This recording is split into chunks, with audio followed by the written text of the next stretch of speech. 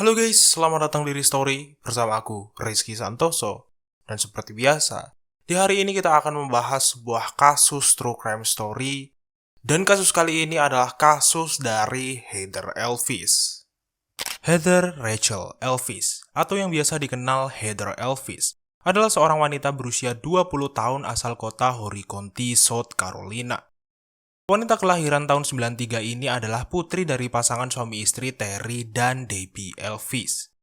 Heather dikenal orang-orang terdekatnya sebagai pribadi yang baik, menyenangkan, pekerja keras, dan sayang kepada keluarganya. Terutama adik perempuan satu-satunya yaitu Morgan. Setelah menamatkan pendidikannya di St. James High School pada tahun 2011, Heather yang ingin mandiri pun dengan persetujuan orang tuanya pindah ke Carolina Forest untuk tinggal dengan sahabatnya yaitu Brianna Werelman sembari memperdalam ilmu tata rias yang ia gemari. Heather memang mempunyai passion dan ketertarikan yang lebih di bidang makeup artist dan hiburan. Adiknya sendiri yaitu Morgan juga mengatakan kalau kakaknya dari dulu memang suka tampil di depan kamera. Sembari mempelajari kosmetologi, di masa ini Heather tercatat beberapa kali mengambil job make up dan bekerja sebagai pelayan di Tailgate Pub dan House of Blue Restaurant. Dari sini mulai terlihat jelas kerja keras dan determinasi yang ditunjukkan Heather untuk menggapai mimpinya. Tidak tanggung-tanggung, dia sampai rela bekerja di dua tempat sekaligus di sela-sela kesibukannya belajar kosmetologi. Sama seperti remaja lainnya, kisah perjuangan Heather meraih mimpinya juga dibumbui dengan kisah asmara. Akan tetapi kisah asmara Heather ini agak lain dan berbeda dari kisah asmara remaja lainnya. Awal pertemuannya dengan pujaan hatinya terjadi di Tailgate Pub pada bulan Juni tahun 2013, di mana dia jatuh hati dengan seorang petugas reparasi berusia 37 tahun bernama Sydney Moore. Sydney ini adalah tukang reparasi peralatan dapur yang jasanya sering digunakan di Tailgate Pub. Bisa dibilang pertemuan pertama mereka ini seperti cerita-cerita di FTV, di mana Heather yang seorang pelayan jatuh hati dengan Sydney yang sedang memperbaiki peralatan dapur.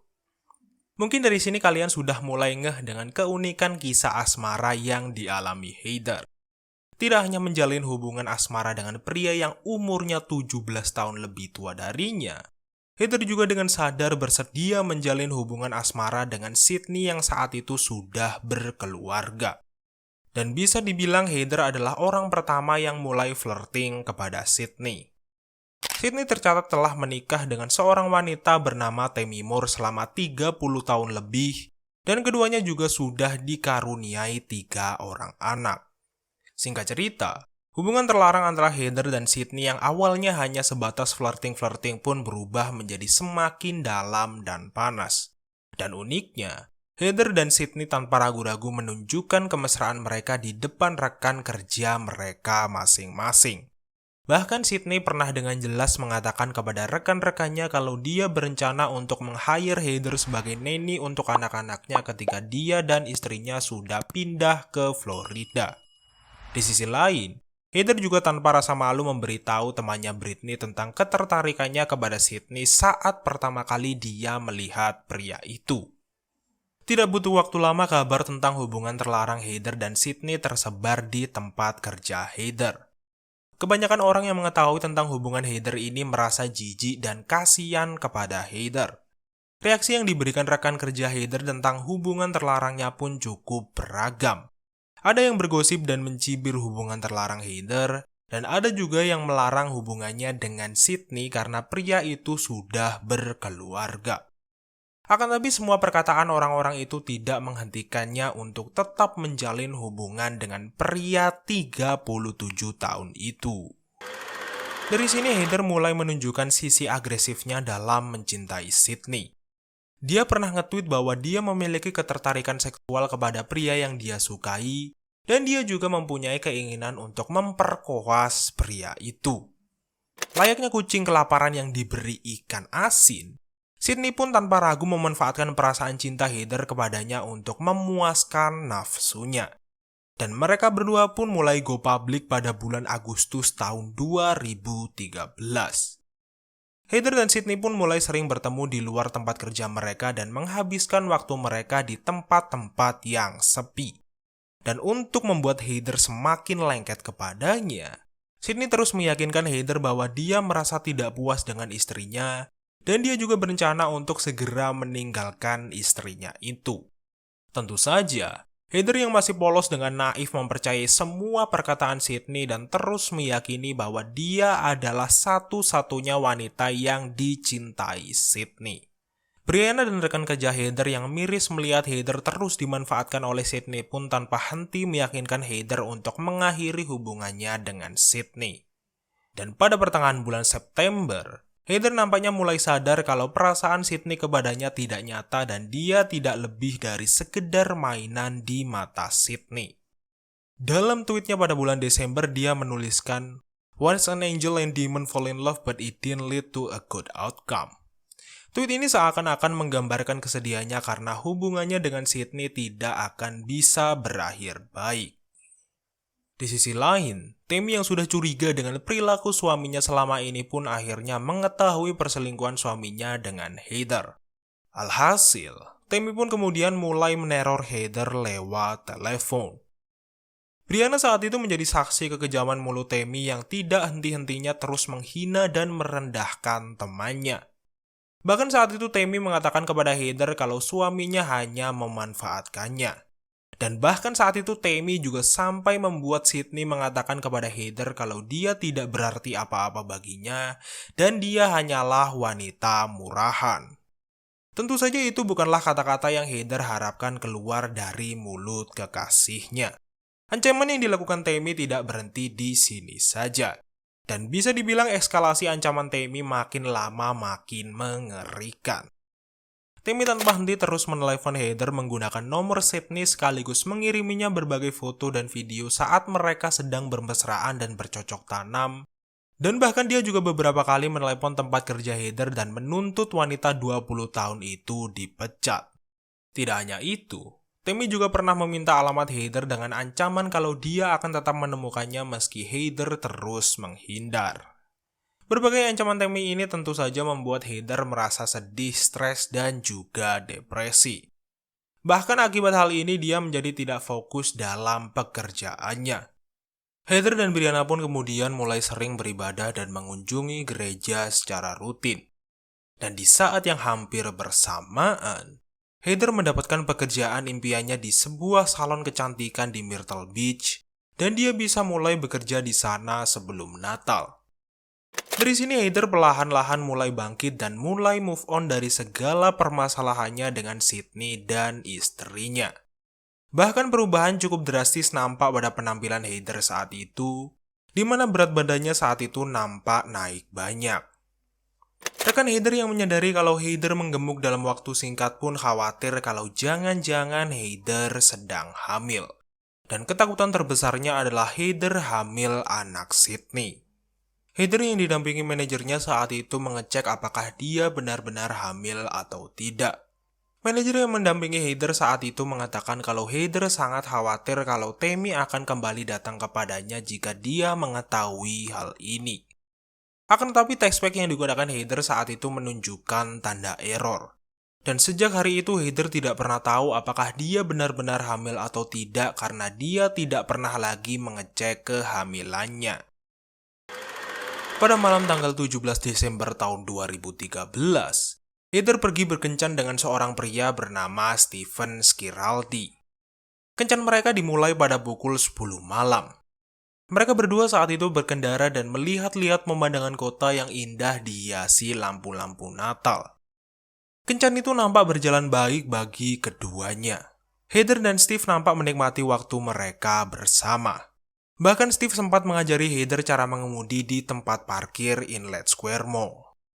Ini adalah foto yang dikirimkan Heather kepada ayahnya yang menunjukkan betapa bahagianya Heather saat diajari mengemudi oleh Steve.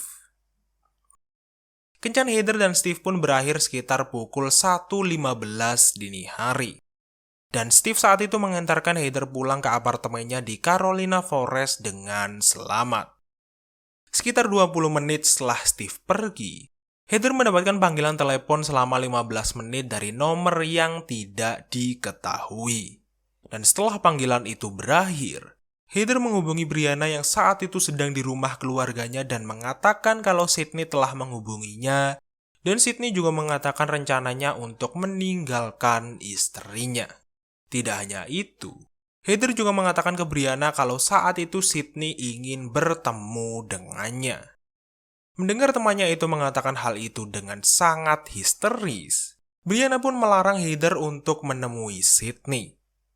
Dan setelah mereka mengakhiri telepon mereka, Heather pun menghilang dan tak pernah ditemukan lagi.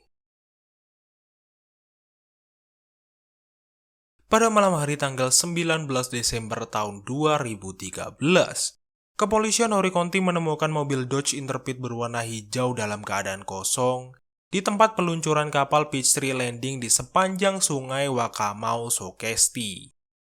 Mobil itu ditemukan dalam keadaan terkunci dan di dalamnya ada ponsel, kunci, dan juga tas. Dan ketika ditelusuri, ternyata mobil itu adalah mobil milik ayah Heather. Pihak kepolisian pun kemudian menugaskan beberapa petugas menuju ke kediaman Terry. Ketika mereka berbicara dengan Terry, para petugas mendapatkan informasi kalau mobil itu adalah mobil milik Heather.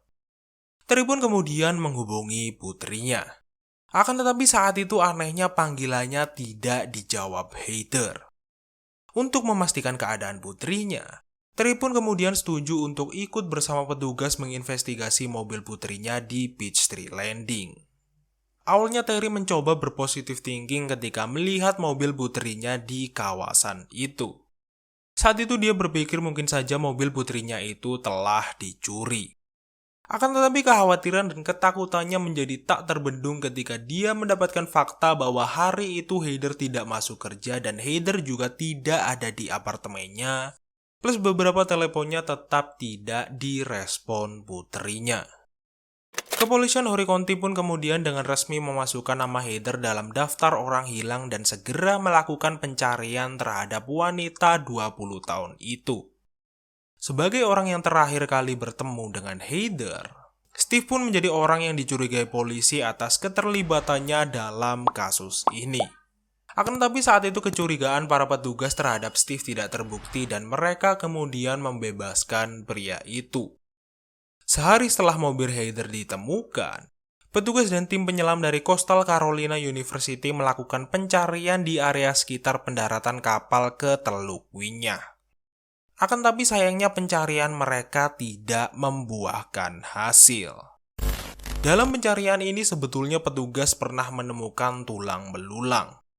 Akan tetapi tulang-tulang itu ternyata milik seorang pria.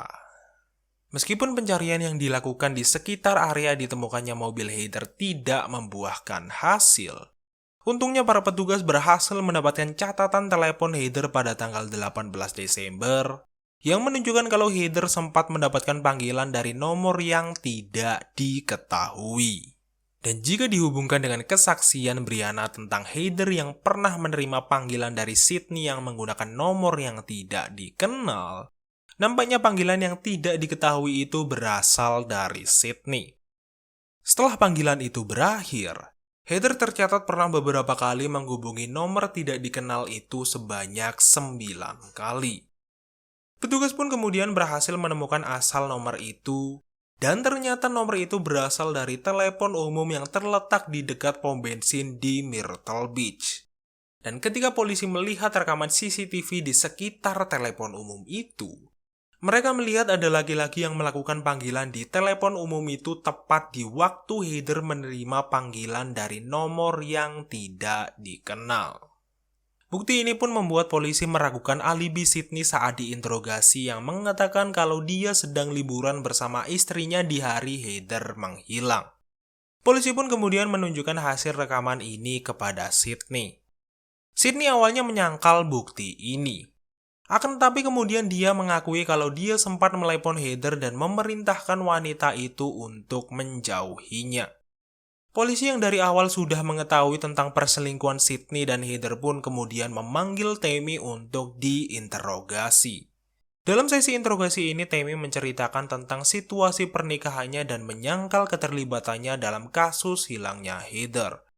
Tidak hanya itu, dia juga mengatakan bahwa Heather telah menjalani gaya hidup yang tidak pantas dan menyebut perilakunya tidak normal. Di sisi lain, polisi kembali berhasil menemukan bukti video yang semakin mengaitkan Sydney dengan aktivitas Heather pada tanggal 18 Desember. Rekaman CCTV yang mereka temukan di Walmart Myrtle Beach ini menunjukkan Sydney yang sedang membeli cerutu dan tespek pada pukul 1.12 dini hari. Tidak hanya itu, rekaman dari pom bensin Kangguru di Jowett Avenue juga menunjukkan Sydney yang melakukan panggilan kepada Heather dari telepon umum pada pukul 1.35 dini hari. Dan yang paling memberatkan Sydney adalah sebuah rekaman CCTV dari private camera yang terpasang di sepanjang jalan antara rumah Sydney dan Peachtree Landing, yang menunjukkan mobil Ford 150 miliknya berjalan menuju ke arah di mana mobil Heather ditemukan pada pukul 3.36 pagi, dan kemudian mobilnya terlihat pergi dari tempat itu 10 menit kemudian. Menurut beberapa rekaman CCTV yang sudah ditemukan dan phone record HP Heather, polisi menyimpulkan kalau Heather menghubungi telepon umum yang digunakan Sydney pada pukul 2.30 dini hari dan panggilannya tidak diangkat. Setelah itu Heather kemudian berkendara menuju Longbeard Bar and Grill di Carolina Forest. Dia berada di sana selama 15 menit dan kemudian berkendara ke Augusta Plantation Drive, dan dia kemudian kembali ke Longbeard's Bar. Heather pun sempat kembali menelepon Sydney di waktu ini dan dia kemudian kembali ke apartemennya pada pukul 3.25 pagi setelah panggilannya itu tidak dijawab.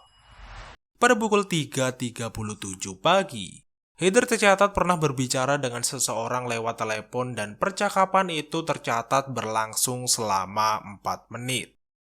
Dan setelah itu, lokasi Heather menunjukkan kalau dia sedang berada di Peachtree Landing, di mana dia kembali melakukan 3 kali percobaan untuk menelepon Sydney. Saat melakukan penggeledahan di rumah Sydney, para petugas menemukan fakta yang cukup mencurigakan, di mana Sydney dan Tammy mengganti semua sistem CCTV di rumahnya pada tanggal 20 Desember. Meskipun mereka tidak bisa mendapatkan rekaman CCTV yang lama, untungnya saat itu mereka berhasil mengamankan rekaman baru CCTV rumah itu. Dan polisi kemudian menemukan rekaman yang menunjukkan kalau Sydney dan Tammy membersihkan bagian interior mobil mereka, dan kemudian mereka membakar kain yang digunakan untuk membersihkan interior mobil itu.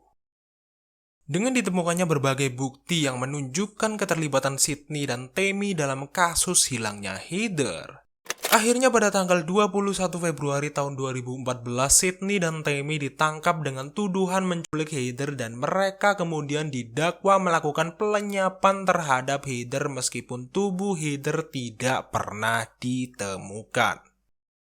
Di sisi lain, polisi terus berusaha mencari tubuh Heather karena tanpa adanya tubuh wanita itu mereka tidak memiliki cukup bukti untuk membawa tuduhan kejahatan ke pengadilan.